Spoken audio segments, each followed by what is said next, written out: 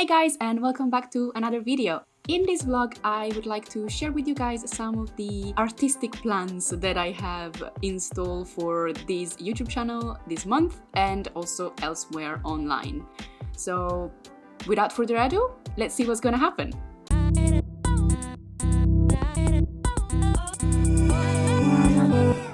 So of course, one of the most important things that is happening this month is that it's Pride Month. Hooray! Pride Month for me has always been a very joyful kind of celebration, and this month I want to dedicate a lot more time to it. Any of the art that I'm gonna do this month for my personal pleasure is gonna be related or centered around queer people. The process you're seeing right now is for an illustration that I've made last week that was based originally on this vintage photo of two actresses called Lily Elsie and Adrienne Hogarth. This was actually taken as a marketing material for a premiere of one of their shows, and they weren't actually a couple in real life. Of course, when I found that out, I was like, oh, that's a shame. But at the same time, as soon as I saw that picture, I was immediately inspired to create this sort of alternative universe where queerness was okay also, like 100 years ago. And then I just kind of transported the whole fantasy into an actual fantasy land. So I started developing this illustration that you see here with really bright colors, really bright palettes, and this sort of queer fairy tale kind of thing. And I just really enjoyed this process that you're seeing here. So I just thought, why don't I do that, but for the entire month of June? So that's what I'm gonna do. Some of the main inspiration for this piece was using Rococo art, like traditional Rococo paintings, to figure out which palette I wanted to use, because I don't usually use these kind of really pastel palettes. I go for quite bright colors, but a little more intense than these ones, this kind of minty gray and rosy peach. But I really enjoyed using this palette because it gives the piece this kind of fairy tale idea that I wanted to convey. So for the month of June, I kind of want to do the same thing. So I'm gonna look for some new paintings and portraits of couples through time, through different art history periods, like Rococo that I have done before, going through Impressionism, going through Realism, and tons of different artistic styles, and kind of reimagine these traditional paintings but populated with queer folk. And I'm still undecided on what I'm gonna call this project. I was toying with the idea of calling it Always Proud, because the idea is that these are parts of history, and so even though queer couples and queer people at the time had to hide their love stories and sexual preference, I kind of want to reimagine a timeline where they didn't have to hide, and they could be immortalized in traditional paintings and portraits. So it's either Always Proud or maybe Once Upon a Pride, because I also want to keep the whole vibe of the fairy tale ending kind of thing. So very romantic pieces, very happy in terms of palettes, and very dreamy, basically. I think this is going to be a lot of fun, and I am really looking forward to painting these projects. I don't know how many pieces I'm going to be able to do. If I'm able to do one per week, so end up with 4 final artworks at the end of the month, I'm going to be happy with myself, because I am learning to set reasonable targets to my workflow so that I don't end up being really unhappy with myself, because in my mind I haven't been able to stick to my schedule. So instead of setting myself impossible targets that I am definitely not going to be able to fulfill, I'm going to try and be realistic so that my mental health and my therapist are also thanking me and happy with my progress. If you're on my Patreon, you already know that the theme of the month, and therefore the monthly challenge, is going to be a sort of self-improvement challenge called the 10-minute challenge. This challenge, unlike Mermaid or unlike other themed drawing competitions or drawing events, doesn't really have a specific theme. Any patron is able to set their own target, basically their own theme, just based on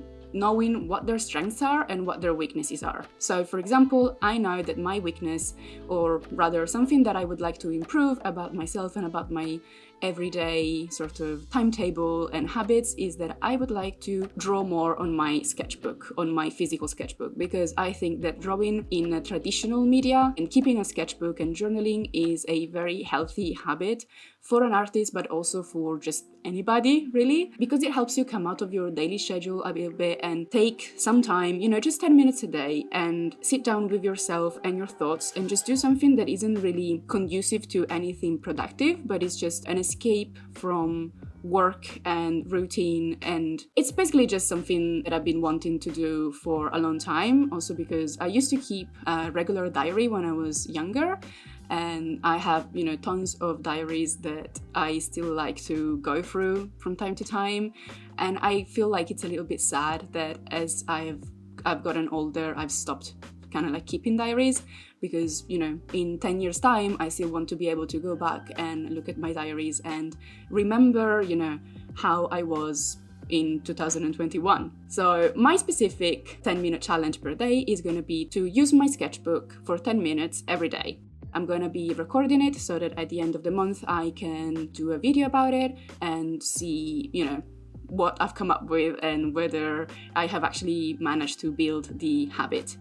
Also, for other people, other patrons, this challenge might be more specific, like for example, if someone feels like they are not as strong at drawing backgrounds, they can draw backgrounds for 10 minutes a day, or they can practice drawing hands or other bits of anatomy that they find difficult to draw. Basically, it's just going to be one of those challenges where we all cheer each other on and try and keep the good habits, so that at the end of the month we can actually see some progress, even though you don't feel like you've dedicated a ton of time to it, because literally it's 10 minutes a day. Everybody has 10 minutes a day. I don't believe that someone doesn't have 10 minutes to just sit down and do this challenge. So if you're one of my patrons, you already know that you can post your work in progress and anything you want on the patron-only Discord, and we will be there to support you and cheer you on. And if you are not one of my patrons, you can still do this challenge and just tag me on social media with the hashtag 10-minute drawing challenge, or you can become a patron, and therefore you will be able to access our conversations and engage with other like-minded artists.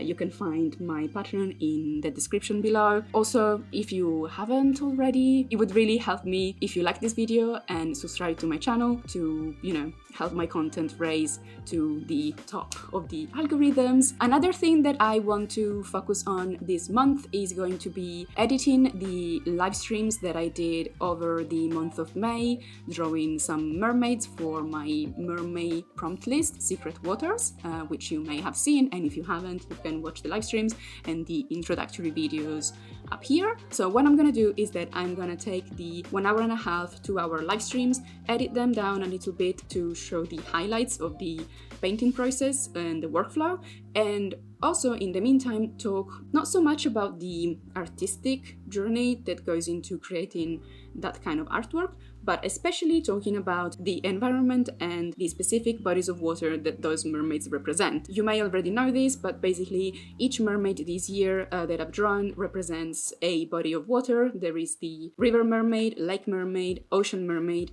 glacier mermaid, and the mermaid from the depths. These mermaids are basically the guardians of those environments, and that's why they have been drawn with a specific character design that they have. The reason why I wanted to do the guardian theme is because I wanted to talk about how these bodies of water have been polluted in the past few years, or in the past 100 years. What is the state of things at the moment for rivers or for the oceans, and what does it mean for the environment and the global climate of the planet in general. Also, I want to use these videos to spread some information about what we can do practically on our everyday life to improve the condition of those environments. So I'm gonna be doing some research and linking in the description of each video the materials and resources that I've used, so that you guys can also read them and make your mind up yourself. You don't have to believe what I say 100%, but you can use those videos as a starting point to perhaps get more involved with the environment, or just for further reading if you are interested in this kind of subject. Of course, I'm also gonna be doing my usual Chibis of Time videos where I listen to The Eye of the World by Robert Jordan and draw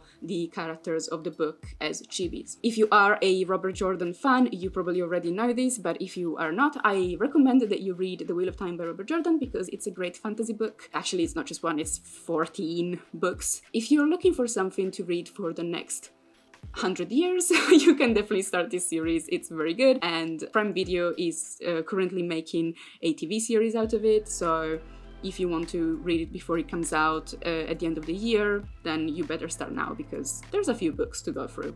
I guess that's really all. Thank you for watching this video. I hope that you're gonna be around for the rest of the month so that you can see all of these different projects and challenges come to life, and don't hesitate to look me up on other social media, DM me. I'm always happy to share fellow artists' work and in general uplift each other. See you in the next video. Bye for now!